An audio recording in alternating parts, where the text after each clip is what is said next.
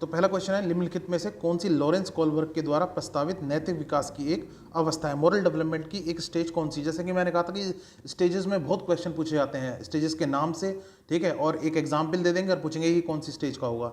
तो इसमें देख रहे हो आप, सामाजिक अनुबंध अभिविन्यास, ये सेकंड नंबर पे जो ऑप्शन है ये करेक्ट होगा। इंग्लिश में से सोशल कॉन्ट्रैक्ट ओरिएंटेशन समझ लीजिए, सोशल कॉन्ट्रैक्ट मॉरलिटी समझ लीजिए, ठीक है, ये होती है, और ये लेवल 3 में स्टेज नंबर 5 है ये। ठीक, नेक्स्ट क्वेश्चन पर बढ़ेंगे।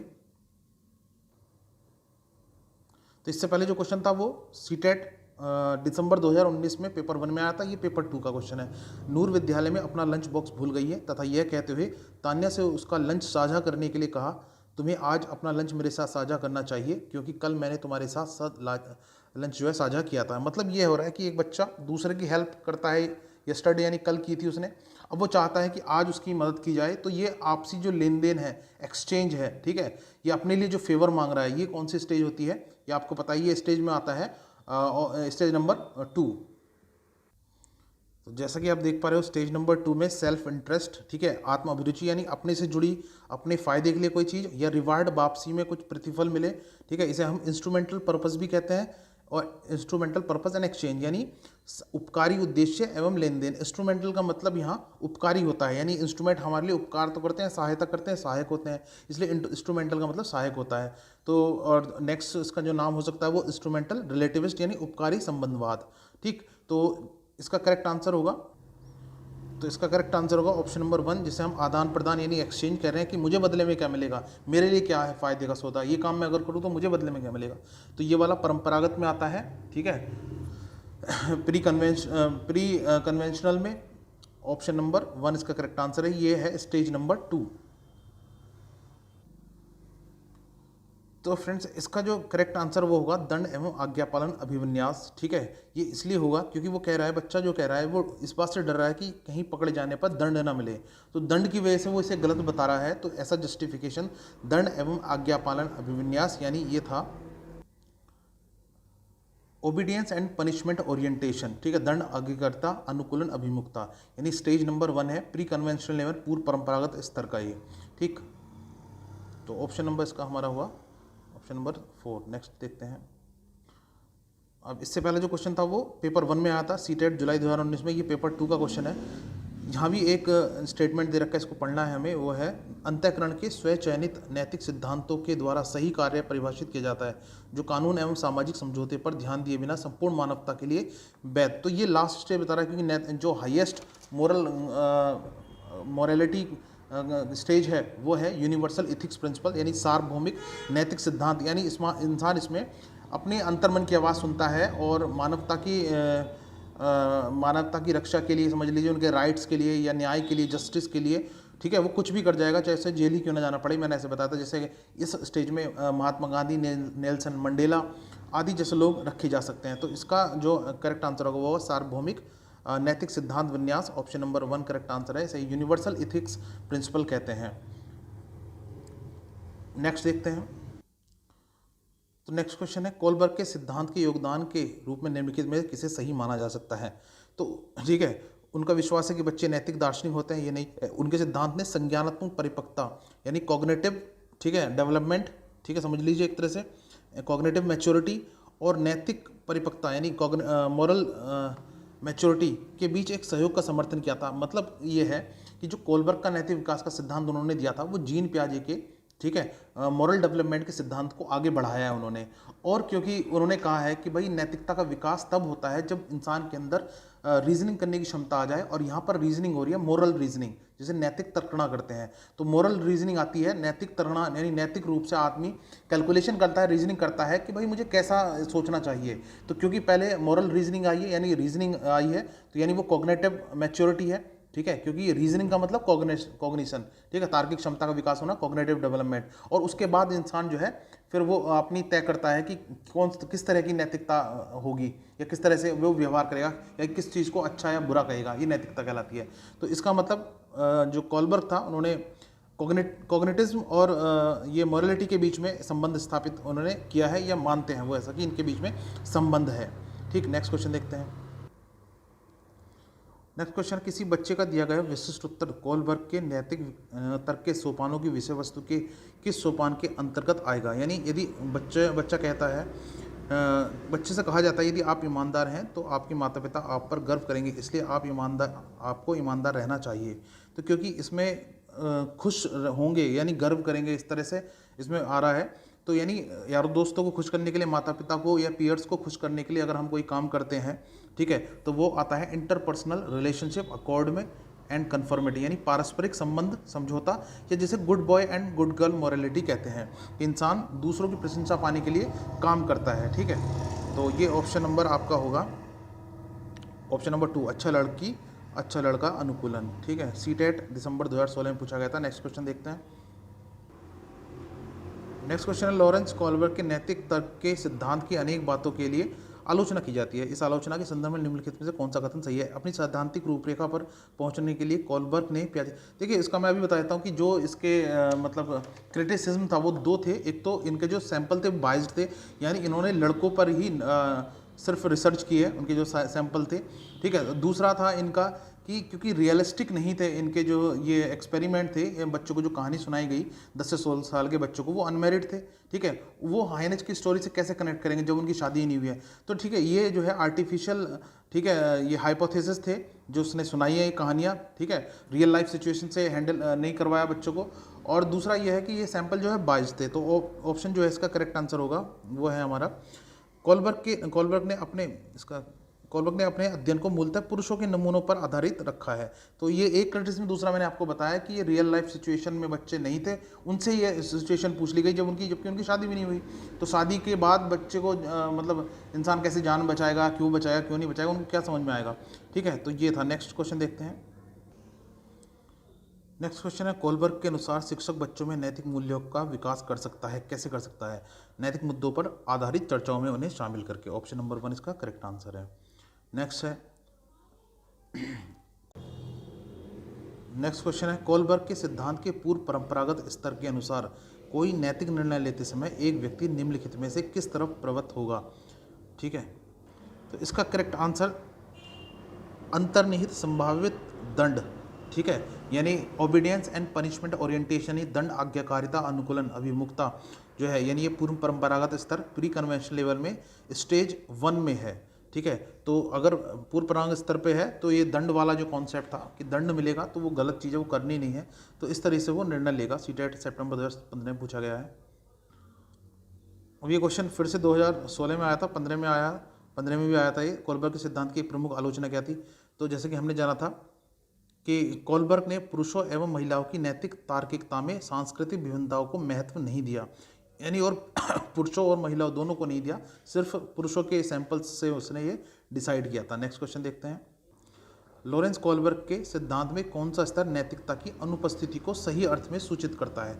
तो नैतिकता की अनुपस्थिति जो है वो प्री कन्वेंशनल लेवल में होती है, पूर्व परंपरागत स्तर स्टेज 1 स्टेज 2 में होती है, क्योंकि यहाँ पर जो नैतिकता तय करता है बच्चा, ठीक है, नैतिकता दिखाता है, वो बाहरी चीज़ों की वजह से यानी दंड और पुरस्कार की वजह से दिखाता है, ठीक है। और ये बाहरी तत्व माने जाते हैं और इसमें ही नैतिकता की अनुपस्थिति होती है। यहाँ मॉरलिटी के हिसाब से तय नहीं करता वो कि उसे पुरस्कार मिलेगा या दंड मिलेगा, इस हिसाब से वो सही या गलत तय करता है। तो ये भी सीटेट फरवरी 2015 में पूछा गया क्वेश्चन था। नेक्स्ट क्वेश्चन है, आप एक शिक्षक शिक्षिका के रूप में रैगिंग और धमकाने के सख्त विरोधी हैं तथा इस संदर्भ में विद्यालय में पोस्टर लगवाते हैं तथा समिति बनवाते हैं। आपसे जुड़ने वाले किशोर जो इस विचार के दृढ़ विश्वासी हैं निम्नलिखित में से किस स्तर पर होंगे। क्योंकि आपका मकसद भी जो है रैगिंग रोकना है, और रैगिंग रोकने का मतलब है जो है कानून व्यवस्था बनाए रखना, लॉ एंड ऑर्डर मेंटेन करना है, ठीक है, या सोशल अकॉर्ड या सोशल ऑर्डर मेंटेन है, सामाजिक क्रम नियंत्रक अभिविन्यास बनाए ही रखना है। तो इसका मतलब ये है, ये परंपरागत नैतिक स्तर के अंदर स्टेज 4 आती है, लॉ एंड ऑर्डर यानी कानून व्यवस्था बनाए रखना, सामाजिक क्रम बनाए रखना, ठीक है। तो ये जो है ऑप्शन नंबर जो है 4th भी आपको लग सकता है, क्योंकि ये जो है 4th जो है ये स्टेज है, ठीक है। उसने पूछा क्या है स्तर, तो स्तर तो 3 है ना, प्री कन्वेंशनल लेवल यानी पूर्व परंपरागत, परंपरागत और पश्च परंपरागत, ठीक है, उत्तर परंपरागत यानी पोस्ट कन्वेंशनल। तो ये आता है ऑप्शन नंबर कन्वेंशनल लेवल में यानी परंपरागत नैतिक स्तर। तो इसमें होगा पारंपरिक, ठीक है।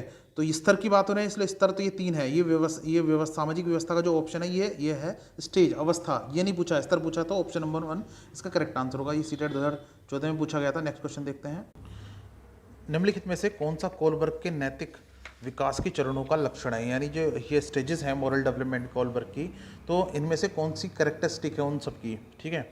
तो सभी संस्कृतियों से संबंध चरणों की सार्वभौमिक श्रृंखला।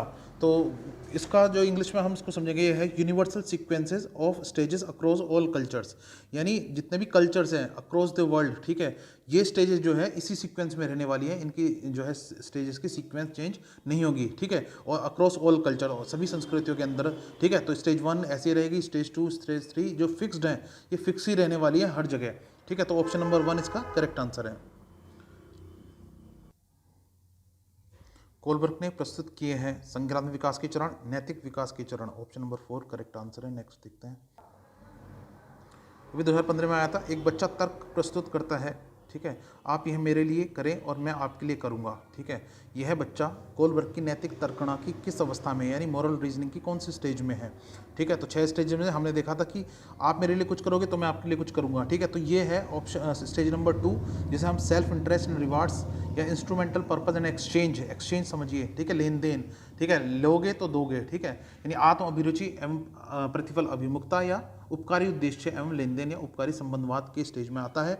तो ये हमारा करेक्ट आंसर होगा इसका सहायक उद्देश्य अभिमुखीकरण। सहायक उद्देश्य का मतलब, ठीक है, इंस्ट्रूमेंटल पर्पस, और वो यही है, ठीक है। ऑप्शन स्टेज नंबर 2 इसका करेक्ट आंसर होगा, ठीक है। इसको हिंदी और इंग्लिश में दोनों ही मैंने आपको मैं बता चुका हूँ कि क्या कहते हैं। तो मेनली आप देख रहे होंगे जो क्वेश्चंस है वो स्टेजेस के नाम से बने हैं, कि आपको पहले एक स्थिति दे दी गई, पूछा गया कि ये इस तरह का जो कंडीशन में बच्चा किस तरह सा लॉजिक देगा, कौन से स्टेज का लॉजिक देगा, ठीक है। तो ये आपको याद रखना है, नाम हिंदी इंग्लिश दोनों में याद रखिए। अच्छा, हिंदी में दिक्कत ये होती है कि एक ही चीज़ को कई तरीके से, जैसे मैंने अभी बताया आत्म अभिरुचि या उपकारी उद्देश्य, तो इंस्ट्रूमेंटल जो है सहायक भी होता है उपकारी भी होता है। तो कभी कहेगा सहायक उद्देश्य उपकारी उद्देश्य, ठीक है। तो इससे कन्फ्यूजन से बचने के लिए आप उसको जो हिंदी के टर्म्स हैं उनको इंग्लिश में भी साथ साथ समझते चलिए, जिससे कि कन्फ्यूजन हो तो आप इंग्लिश में भी चेक करके अपने आंसर को सही कर पाओ। नेक्स्ट क्वेश्चन है, निम्नलिखित में से किस एक जोड़े का मिलान ठीक हुआ है।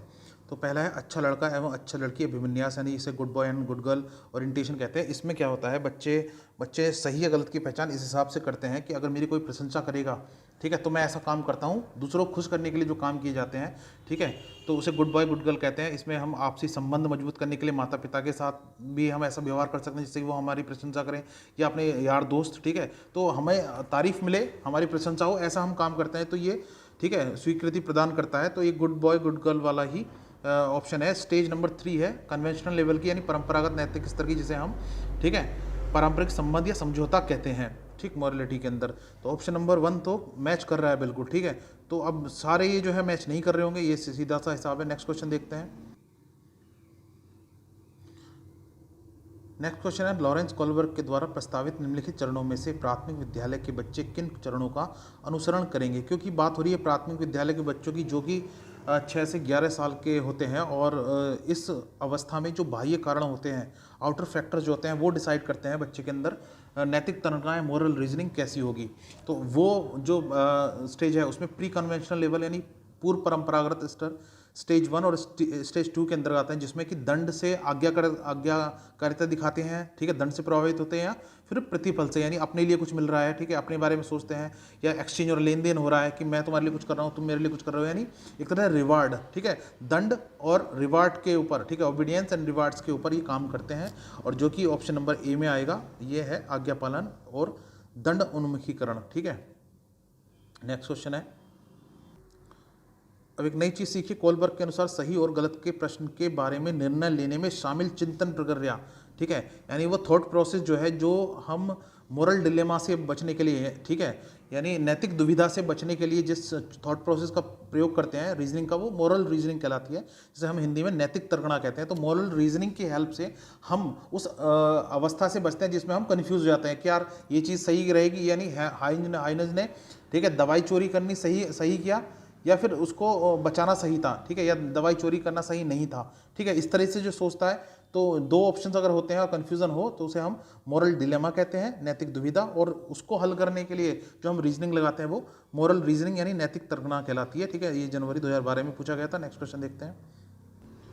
अब ये क्वेश्चन आया है यूपी टेट में, कोलबर्ग के अनुसार किस अवस्था में नैतिकता बाह्य कारकों द्वारा निर्धारित होती है। तो नैतिकता जो है वो बाह्य कारकों द्वारा यानी दंड और आत्माभिरुचि या प्रतिफल अभिमुखता से, यानी सेल्फ इंटरेस्ट एंड रिवार्ड्स और ओबीडियंस एंड पनिशमेंट ओरिएंटेशन, जो स्टेज 1 एंड स्टेज 2 है, प्री कन्वेंशनल लेवल की, पूर्व परंपरागत स्तर की, ठीक है, उसमें होता है। ठीक है, यानी तो ये होगा हमारा पूर्व परंपरागत स्तर, जिसमें बाह्य कारणों द्वारा होती है। ठीक है, नेक्स्ट क्वेश्चन है,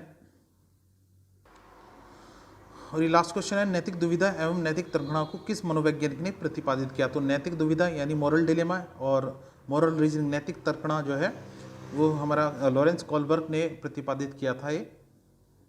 तो फ्रेंड्स, आई होप कि ये सेशन आपको पसंद आया होगा, क्योंकि कोलबर्ग से बहुत क्वेश्चन पूछे जाते हैं, 2 से 3 क्वेश्चन पूछे जाते हैं। और जैसा कि अभी आपने देखा है कि दिसंबर 2019 का पेपर 1, पेपर 2, जुलाई 2019 का पेपर 1, पेपर 2 और सीधे 18, 16 सभी में क्वेश्चन पूछे गए हैं। तो ये मान के चलिए, अगर आपको 3 नंबर आपके कम से कम पक्के करने हैं तो कोलबर्ग के सिद्धांत का जो पूरा स्पष्टीकरण है यानी एक्सप्लेनेशन की जो वीडियो वो देख लीजिए, लिंक उसका नीचे दिया हुआ है। और ये जो क्वेश्चन है ये अटेम्प्ट कर लीजिए, एग्जाम्पल्स को कनेक्ट कीजिए उन स्टेजेस के साथ, स्टेजेस के नाम बहुत इंपॉर्टेंट है, उनको आप समझिए। तो फ्रेंड्स, मिलते हैं एक और नई वीडियो के साथ, तब तक के लिए धन्यवाद।